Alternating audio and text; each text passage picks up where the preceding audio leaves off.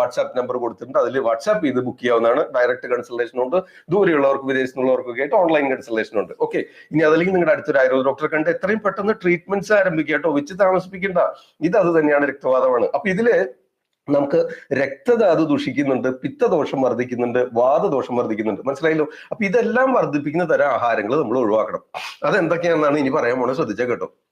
ആദ്യം ഭക്ഷണം പറഞ്ഞുതരാം. അതായത് ശരീരത്തിൽ ചൂടുണ്ടാക്കുന്ന, ഉൾപ്പുഴുക്കുണ്ടാക്കുന്ന, രക്തദുഷ്ടി ഉണ്ടാക്കുന്ന, പിത്തദോഷത്തെ വർദ്ധിപ്പിക്കുന്ന ഈ നേച്ചറുള്ള എല്ലാ സംഗതികളും ഒഴിവാക്കണം. അതായത് നമ്മൾ ഭക്ഷണം കഴിച്ച് ദഹിച്ചതിന് ശേഷം ശരീരത്തിൽ ചൂടോ ഉൾപ്പുഴുക്കോ കൂട്ടുന്ന തരം ആഹാരങ്ങൾ ഒഴിവാക്കുക. എന്തൊക്കെയാ നമ്മൾ ഒരുപാട് പറഞ്ഞിട്ടുള്ളതാണ്, സ്ഥിരമായിട്ട് കാണുന്നവർക്ക് മനസ്സിലാവും. അതെന്തൊക്കെയാ? ചിക്കൻ, കോഴിമുട്ട, ബീഫ്, അച്ചാറ്, കട്ടത്തൈര്, എണ്ണയിലിട്ട് വറുത്ത സാധനങ്ങൾ, ഉഴുന്നുവടയും പഴംപൊരിയും പരിപ്പുവടയും മീൻ വറുത്തതും.